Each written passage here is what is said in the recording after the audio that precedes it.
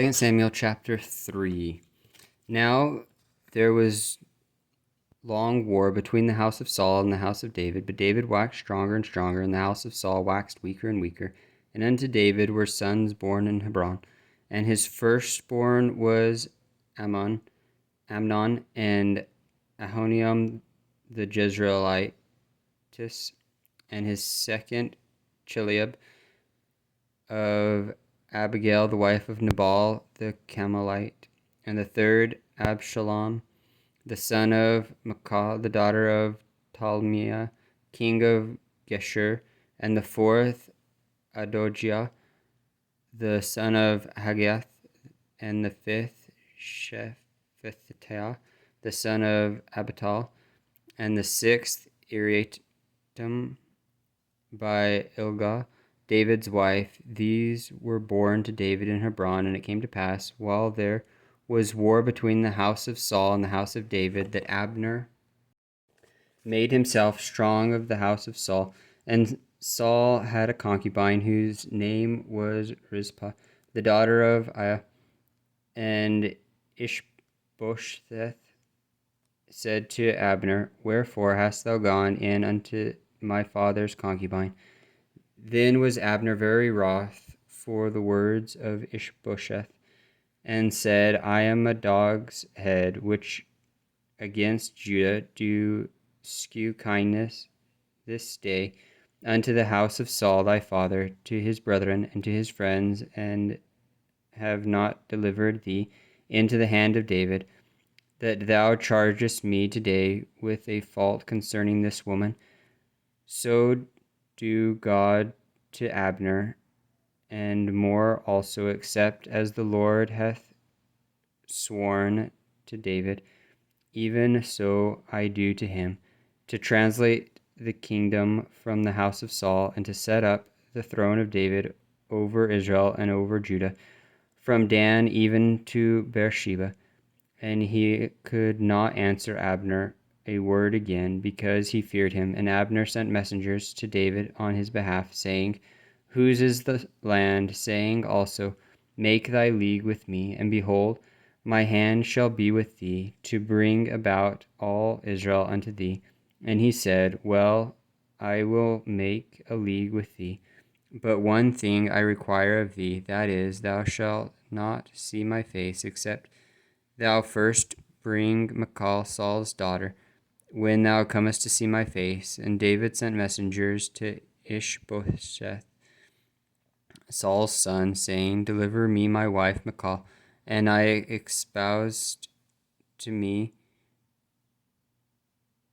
for 100 foreskins of the Philistines. And Ishbosheth sent and took her from her husband, even from Phaltiel the son of Laish, and her husband went with her, also weeping behind her, to Bahurim.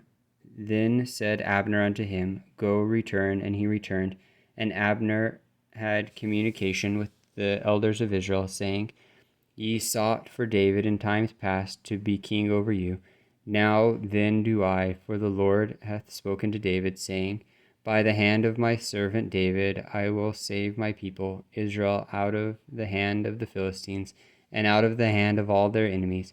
And Abner also spake in the ears of Benjamin. And Abner went also to speak in the ears of David in Hebron all that seemed good to Israel, and that seemed good to the whole house of Benjamin.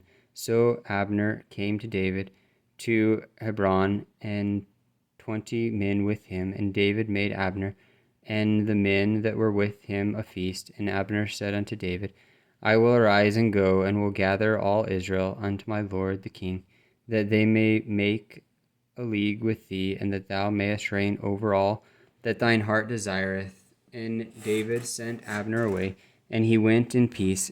And behold, the servants of David and Joab came from pursuing a troop, and brought in a great spoil with them. And Abner was not with David in Hebron, for he had sent him away, and he was gone in peace. When Joab and all the host that was with him were come, they told Joab, saying, Abner the son of Ner came to the king, and he hath sent him away, and he is gone in peace. Then Joab came to the king and said, What hast thou done? Behold, Abner came unto thee. Why is it that thou hast sent him away, and he is quite gone?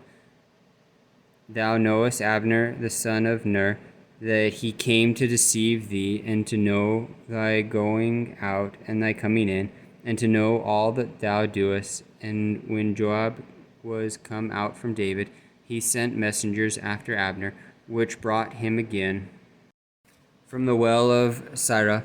But David knew it not. And when Abner was returned to Hebron, Joab took him aside in the gate to speak to him quietly, and smote him that there under the fifth rib, that he died for the blood of Ashel his brother.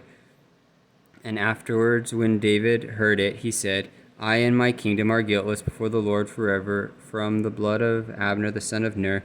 Let it rest on the head of Joab and on all his father's house, and let there not fail from the house of Joab one that hath an issue, or that is a leper, or that leaneth on a staff, or that falleth on the sword, or that lacketh bread. So Joab and Abishai his brother slew Abner, because he had slain their brother Ashiel in Gibeon in the battle. And David said to Joab and to all the people that were with him, Rend your clothes and gird you with sackcloth, and mourn before Abner. The king and King David himself followed the bier, and they buried Abner in Hebron. And the king lifted up his voice and wept at the grave of Abner, and all the people wept. And the king lamented over Abner and said, Died Abner as a fool dieth.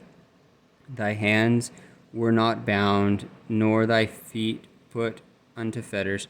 As a man falleth before wicked men, so fallest thou. And all the people wept again over him.